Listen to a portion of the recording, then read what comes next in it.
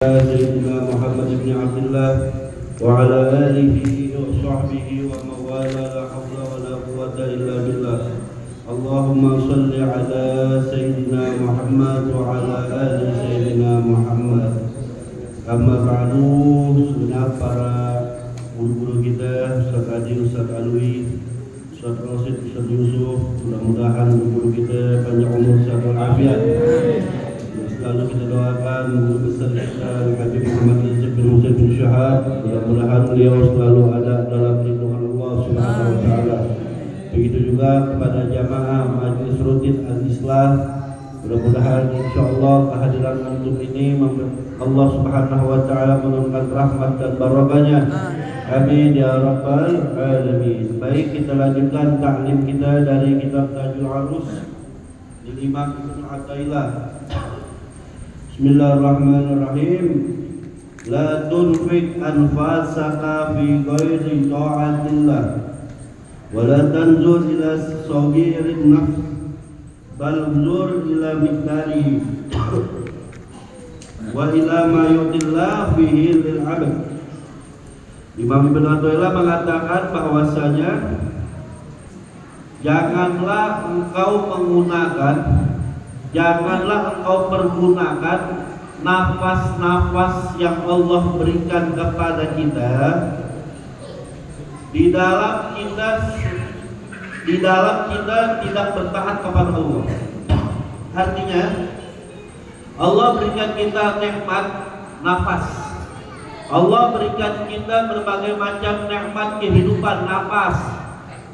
Itu adalah sesuatu yang harus kita syukuri. Jangan kita bermaksiat kepada Allah Subhanahu wa taala. Dan janganlah kita melihat kecilnya dari nafas tersebut. Jangan kita lihat kecilnya nikmat dari nafas tersebut. Akan tetapi lihatlah bagaimana Allah Subhanahu wa taala memberikan itu semua kepada kita semua. Artinya di sini Imam Ibnu Athaillah memberikan nasihat kepada kita, pandai-pandailah kita bersyukur kepada Allah. Kita masih bernafas ini, kita bersyukur kepada Allah Subhanahu wa taala. Kita lihat di rumah sakit orang oksigen beli. Orang ketika oksigen lagi sakit itu beli. Kadang-kadang kita ini bersyukur, lupa kita bersyukur kepada Allah Subhanahu wa taala. Terkadang kita bersyukur hanya cuma dapat materi aja. Dapat materi kita bersyukur. Ya, tapi giliran hal-hal yang begitu banyak syukur kita kepada Allah, kita sering lupa bersyukur kepada Allah Subhanahu wa taala. Makanya syukur ini Allah katakan dalam Al-Qur'anul Karim, la in syakartum la azidannakum wa la in kafartum inna 'adzabi lasyadid. Jika kalian bersyukur kepadaku, kata Allah, jika kalian bersyukur kepadaku, niscaya pasti aku akan tambahkan nikmat-nikmatku. Janji Allah Subhanahu wa taala. Pasti Allah berikan, yaitu Allah berikan nikmat-nikmatnya Allah Subhanahu wa taala. Wala in kafartum inna 'adzabi lasyadid, kata Allah. Akan tetapi kebanyakan manusia mendustakan nikmat Allah Subhanahu wa taala, maka sesungguhnya azab itu sangat pedih. Kadang-kadang kita sering lupa bersyukur. Apa sih itu hakikat syukur? Apa sih itu pengertian syukur? Nah, pengertian syukur ini artinya upaya menggunakan semua nikmat yang Allah titipkan kepada kita untuk mendekatkan diri kita kepada Allah, untuk syukur. Apa yang Allah berikan kepada kita, baik itu fisik kita, kehidupan kita, nafas kita, apa yang kita punya, maka kita gunakan untuk di dalam kebaikan. Kita gunakan dalam kebaikan. Kalau kita selewengkan dari nikmat yang Allah berikan, maka itulah dikatakan inna 'adzabi lasyadid. Sesungguhnya azabku sangat pedih. Jadi umpamakan begini, kita berikan kepada pembantu kita motor. Kita berikan motor kepada pembantu kita, untuk menjemput anak sekolah. Kita punya pembantu nih, kita beliin motor, tapi tujuannya untuk antar jemput anak kita di sekolah. Tahu-taunya pembantu ini udah motor kita beliin, anak kita ditinggalin, malah dia pacaran sama orang lain. Tempeletan tuannya dulu. Itu namanya apa? Nggak tahu diri. Nah kita juga begitu. Kita juga begitu. Terkadang apa yang Allah berikan kepada kita, maka sering kita lupa kepada Allah. Makanya pandai-pandailah kita bersyukur. Pandai-pandailah kita bersyukur kepada Allah Subhanahu wa Ta'ala. Ya. Nah, kalau kita lihat ya, ini filosofi orang yang bersyukur ini. Ya, ente pernah tahu kan tukang parkir? Tukang parkir itu kalau dititipin motor atau mobil mesti wajib dia jaga kan gitu. Kalau kita titipin motor kita ke tukang parkir, tapi ternyata yang kita mau ambil motor kita bannya hilang, kacanya pecah, bemper hancur. Waduh, kita apa itu tukang parkir tuh? Berarti itu tukang parkir gak amanah. Nah, seperti juga kita, yang apa Allah berikan kepada kita wajib kita jaga. Wajib kita jaga. Terus kita lihat lagi tukang parkir. Tukang parkir kira-kira mobilnya banyak, sombong apa kagak? Kagak. Kenapa kagak sombong? Punya orang, tidak merasa memiliki. Nah kita juga begitu. Ketika kita berikan nikmat yang banyak, Allah berikan kita lagi nikmat yang banyak, jangan kita sombong. Karena kenapa? Itu pada hakikatnya yaitu adalah pemberian dari Allah Subhanahu wa Ta'ala. Ya, makanya kita ini sering-sering baca setiap habis sholat selain subhanallah, alhamdulillah, alhamdulillah, alhamdulillah. Ya, makanya dalam suratul Fatihah itu artinya alhamdulillahirabbil alamin. Segala puji bagi Allah. Ya, artinya segala puji bagi Allah, hanya Allah yang berhak kita puji. Kenapa? Karena pada hakikatnya Allah yang berikan kita semua ibadah. Allah yang berikan kita semua. Kadang-kadang manusia ini sering lupa bersyukur. Apa yang Allah berikan kepada kita dari kehidupan, dari nafas. Kadang-kadang kita nggak pernah bersyukur. Kadang-kadang kita bersyukurnya cuma kita dapat duit doang bersyukur. Tapi kadang-kadang syukur secara mendalam, apakah kita pernah bersyukur? Alhamdulillah, alhamdulillah. Berapa banyak Allah Subhanahu wa Ta'ala memberikan kita, saking banyaknya Allah berikan kita, terkadang kita lupa bersyukur. Manusia seperti itu. Manusia nih terkadang nih sering dikasih duit, sering dibantu, tahu-taunya sekali aja kagak dikasih, udah gitu dibilang pelit tuh. Sedangkan yang dulu pernah dikasih dilupain sama dia. Itu tabiat manusia begitu. Nah kadang-kadang kita sering ngeluh sama Allah. Kadang-kadang kita merasa apa yang kita inginkan belum dikabulkan sama Allah. Ya Ustaz, gimana mau bersyukur? Ini aja rumah kontrakan masih belum bayar. Kan gitu. Ya kan? Dia lupa. Manusia ini tabiatnya begitu, sering dikasih, kebanyakan dikasih, sekali mungkin belum dikasih, itu dia udah lupakan apa yang pernah dikasih. Padahal kita hitung nikmat Allah begitu banyak. Di antaranya nikmat Allah, nikmatul Islam. Allah berikan kita kenikmatan, Allah memberikan kita kenikmatan, kita dijadikan orang Islam dari lahir. Alhamdulillah. Nikmat apa lagi?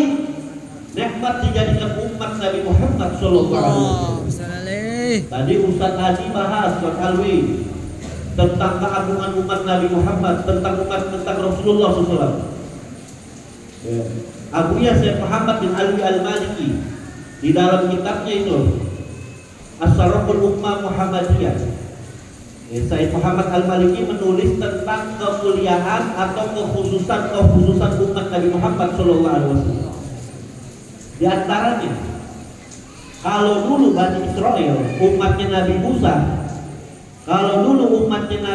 ketika dia berbuat dosa besar, maka Allah akan mengampuninya dengan syarat mesti bunuh diri dulu. Dalam Al-Quran dikatakan fatubu ila barikum faqtulu anfusakum. Kata Allah, bertobatlah kalian kepada Tuhan kalian, faqtulu anfusakum, maka bunuhlah diri kalian. Itu bagi orang-orang dan umat-umat terdahulu manakala melakukan dosa besar. Tapi ini Allah nggak berlakukan untuk umat Nabi Muhammad. Allah masalah. Kita banyak dosa. Ente bayangin nih, kalau kita banyak dosa, betul apa enggak? Betul. Apakah sanggup cara bunuh diri? Tuh yang belum kawin lu nggak ngerasain surga dunia lo. Untuk umat Nabi Muhammad cukup kita taubat, tapi dengan taubatan Allah buka pintu taubat untuk umat Nabi Muhammad. Hei umat Nabi Muhammad, kalian berdosa besar, aku akan memberikan taubat. Allah nggak berlakukan hukum sebagaimana hukum Nabi Musa, hukum umat Nabi Musa manakala Bani Israel. Umat Nabi Musa melakukan dosa besar, cara tobatnya dia mesti bunuh diri. Terus yang kedua contohnya Abu Yasin Muhammad bin Al-Maliki mengatakan, kalau dulu Bani Israel umat Nabi Musa ketika terkena najis, pakaiannya terkena najis nih, maka cara mensucinya pakaiannya mesti dipotong, sarungnya kena kencing, maka mesti digunting. Itu Allah nggak berlakukan untuk umat Nabi Muhammad. Allah. Ketika kita mungkin kena najis, cukup kita kita cuci. Coba kalau itu berlakukan, wah lu baru di BHS sayang banget loh. Betul apa enggak? Betul. Lagi beli BHS 2 juta, tonton kena kencing. Udah nggak bisa disuciin tuh, mesti digunting yang kena najisnya. Tapi itu Allah nggak berlakukan untuk umat Nabi Muhammad. Allah. Alhamdulillah. Kalau dulu umat Nabi Musa, Bani Israel memiliki hari besar, hari Sabtu, namanya hari Sabat, hari Sabtu. Itu kalau hari Sabtu, itu umat Nabi Musa nggak boleh keluar rumah, mesti seharian ibadah aja. Ternyata ada salah satu umat Nabi Musa melanggar, di hari Sabtu dia keluar mancing. Akhirnya Allah laknat jadi terang. Ini ada dua tafsiran, wujudnya jadi terang, perilakunya menjadi terang. Kudu iradatan khasiin itu dalam Al-Quran. Jadilah kau perang yang menjijikan. Tapi ini Allah nggak berlakukan untuk umat Nabi Muhammad. Hari besar kita hari Jumat. Setelah kita habis sholat Jumat, silakan yang mau kerja, yang pengen mancing, ya kan? Alhamdulillah. Pertanyaannya, kita bersyukur nggak menjadi umat Nabi Muhammad SAW? Malu kita sama Allah Subhanahu Wa Taala. Malu kita sama Nabi Muhammad SAW. Malu kita ngaku cinta sama Nabi. Seberapa sih cinta kita sama Nabi? Sedangkan Nabi sangat cinta kepada kita. Nabi sangat cinta kepada kita. Nabi buktikan cintanya kepada kita. Apa cintanya Nabi? Siti Aisyah. Siti Aisyah itu didoain nama Nabi. Ya Allah, ampunilah dosa Aisyah. Siti Aisyah senang banget. Ya Rasulullah, luar biasa doamu. Engkau meminta ampun untukku agar Allah mengampunkan dosaku. Kata Rasul apa? Ya Aisyah, ketahuilah doaku itu setiap waktu aku khususkan juga untuk umatku. Allah saleh. Rasulullah SAW. Gak sampai di situ ya ikhwan. Bagaimana Rasulullah SAW memperjuangkan kita di hadapan Allah Subhanahu Wa Taala. Ketika Isra wal Mi'raj, ini kita bersyukur, kita malu harusnya. Ketika Isra wal Mi'raj, tadi Ustaz Alwi bilang Nabi Musa ke gunung Tursina. itu langsung berdialog sama Allah, itu pun masih ada 70.000 hijab, masih ada puluhan hijab, dan sendalnya mesti dibuka. Ini ngantang-ngantang Nabi Muhammad langsung diundang ke Al-Mustawa. Kata Abu Yasir Muhammad Al-Yaman Al-Rafrah, ketika Allah mengundang Nabi Muhammad, sendalnya kagak usah dibuka. Bahkan gak sampai di situ, Allah sambut Nabi Muhammad SAW, langsung bertemu dengan Allah Subhanahu wa taala tanpa hijab melalui kata jumhur ulama.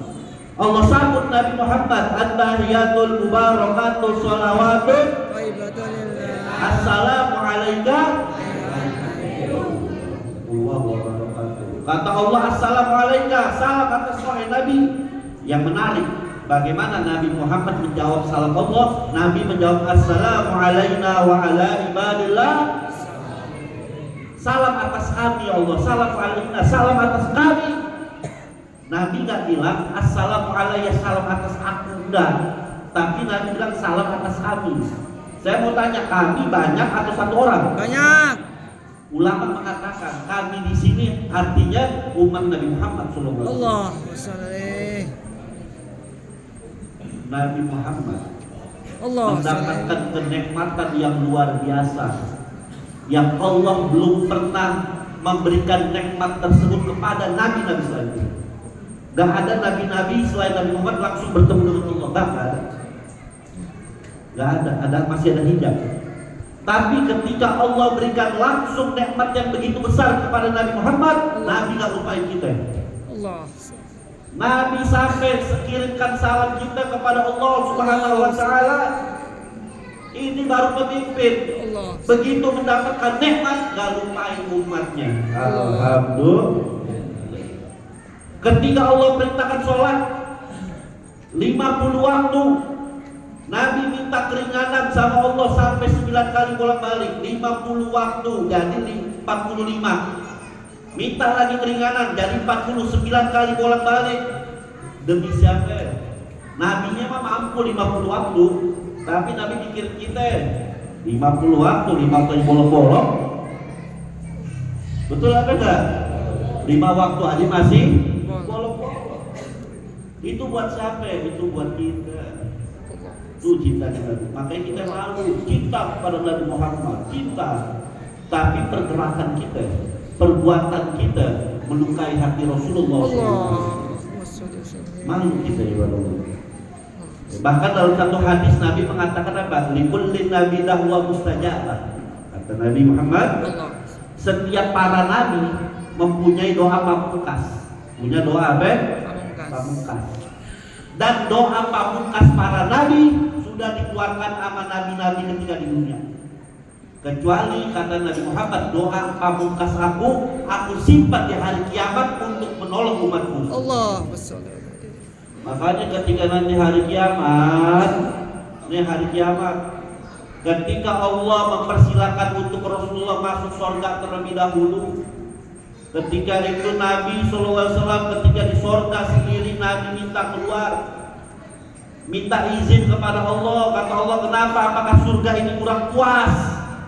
Lah ya Rasulullah, surga ini begitu nikmat, tapi aku minta izin sebagaimana janjimu kepadaku, aku ingin memberikan syafaat untuk umatku. Allah.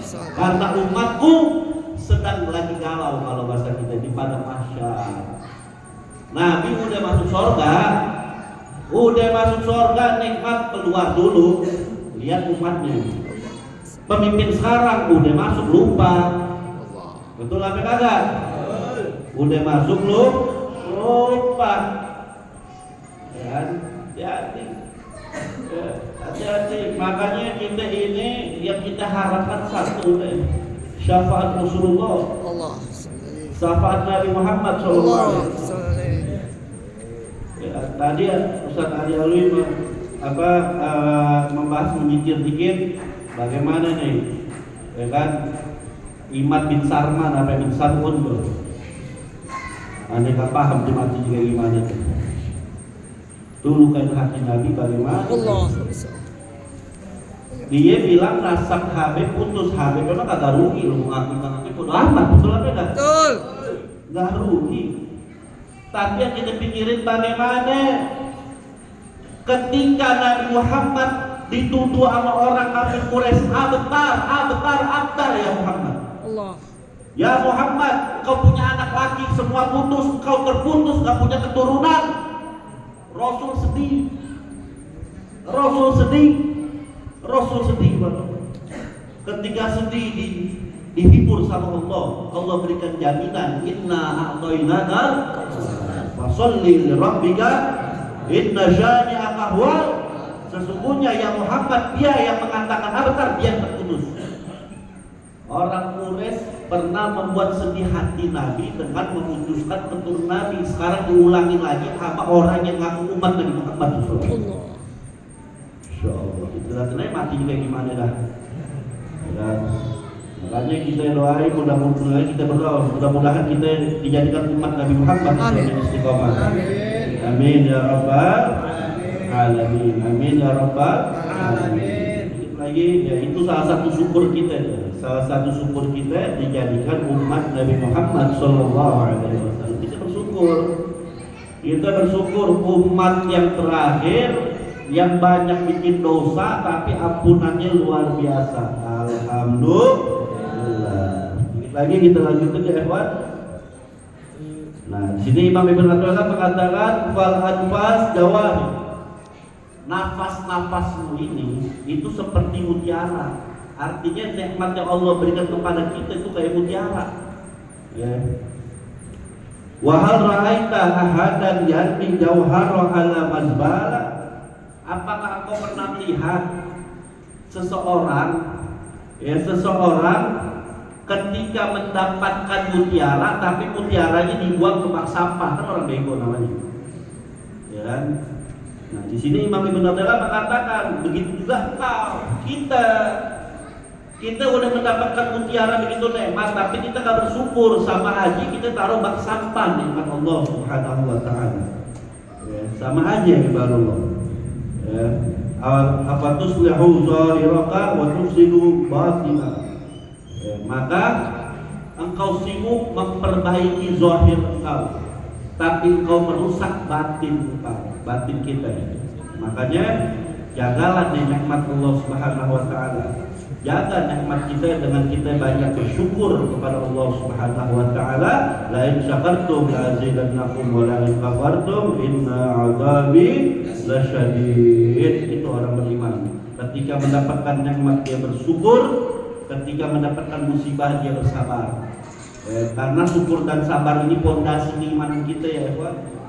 Terkadang kita diuji dengan nikmat, kita nggak bersyukur. Jangan kita kira kita diuji, kita dapat kenikmatan itu terus kita itu nggak dapat ujian. Itu ujian.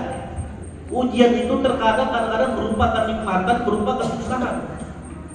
Sayyidina Umar bin Khattab mengatakan, yang saya khawatirin atas diri saya, yang saya khawatir diuji sama Allah dengan kenikmatan. Kalau diuji dengan kesusahan saya bisa sanggup, tapi yang saya takut bagaimana diuji dengan kenikmatan saya tidak bersyukur kepada Allah Subhanahu wa taala. Makanya kita wajib bersyukur dari diri kita ajaran anak kita, termasuk kita punya negeri ini harus kita bersyukur kepada Allah Subhanahu wa taala. Allah Subhanahu wa taala berikan kita punya negeri berkah, luas, betul atau tidak? Ini negeri diperjuangkan, dimerdekakan sama para pejuang kita, enggak gratis. Para pejuang kita, ulama kita, para santri kita dan yang lainnya. Ini negeri ditebus dengan tetes darah, ini negeri ditebus dengan keringat, ini negeri ditebus dengan doa, ini negeri ditebus dengan berbagai macam. Kenapa Allah berikan kemerdekaan? Kalau pakai logika kita mungkin gak merdeka ibarat Allah. Senjata kita cuma bambu runcing. Tapi kenapa Allah berikan kemerdekaan? Karena para pejuang-pejuang kita ikhlas. Karena pejuang-pejuang kita ikhlas dan selalu bersyukur kepada Allah Subhanahu wa taala. Pejuang-pejuang kita itu saking ikhlasnya luar biasa. Ketika Indonesia merdeka, ya kan, dia kagak minta terebutan. Oh, saya pengen jadi menteri ini karena saya yang paling berjasa. Oh, anak saya pengen jadi ini karena dulu bapak gue memerdekakan. Oh, saya paling berjasa karena saya ini yang angkat senjata. Mesti jadi ketua BUMN, mesti jadi ketua ini. Oh, Bapak saya dulu Panglima Besar Jenderal Sudirman, maka dari itu saya anak Sudirman yang berhak untuk menempati ini. Ada nggak begitu? Mereka ikhlas, betul atau tidak? Mereka ikhlas, betul atau tidak? Itu pahlawan kita, makanya Allah berkahi perjuangannya. Yang penting merdeka, anak cucunya bisa menikmati di negeri dengan begitu banyak, dengan begitu nikmat. Mereka nggak memikirkan, mereka nggak marut jabatan. Oh kalau merdeka, gue pengen jabatan ini ya.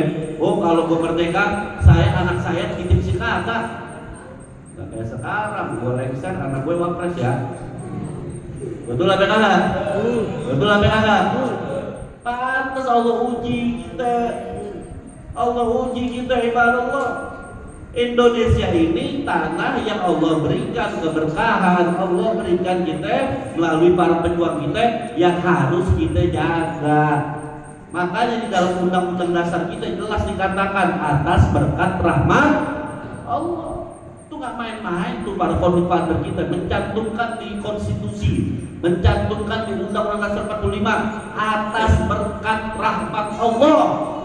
Maksudnya apa? Maksudnya Indonesia merdeka atas seizin Allah Subhanahu. Udah merdeka malah agama dimusuhin. Innalillahi. Udah merdeka Pancasila dibentur-benturkan sama Al-Quran. Innalillahi. Ya, makanya aduh luar biasa deh. Banyak cobaan di mana-mana sekarang kita lihat. Yang seharusnya Indonesia tanahnya subur, yang harus negerinya makmur, malah makin parah, tambah kemiskinan. Betul atau tidak?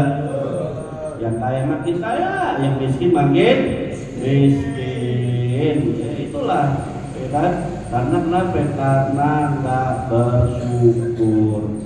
Tambah lagi para pejabat-pejabat kita ya hanya mementingkan dirinya sendiri, hanya mementingkan diri sendiri. Malu lu tinggal nikmatnya doang, malu apa nggak malu sama pejuang-pejuang kita yang mereka merdeka, mereka nggak rebutan jabatan, ya kan? Yang penting Indonesia merdeka, anak cucunya bisa menikmati hasil kemerdekaan. Sekarang diisi sama oknum-oknum yang nggak tahu diri. Masya Allah. Mudah-mudahan insya Allah Allah Subhanahu Wa Taala berikan kepada kita. Allah Subhanahu Wa Taala memberikan berbagai macam kenikmatan, kesyukuran kepada kita. Mudah-mudahan insya Allah pejabat-pejabat yang kagak bersyukur, yang mata hatinya ditutup sama Allah hancurin semua. Yang masih ada hati mudah-mudahan dibukakan pintu hidayah oleh Allah Subhanahu Wa Taala. Amin ya Rabbal alamin. Saja mohon maaf. Assalamualaikum warahmatullahi wabarakatuh. Bismillahirrahmanirrahim.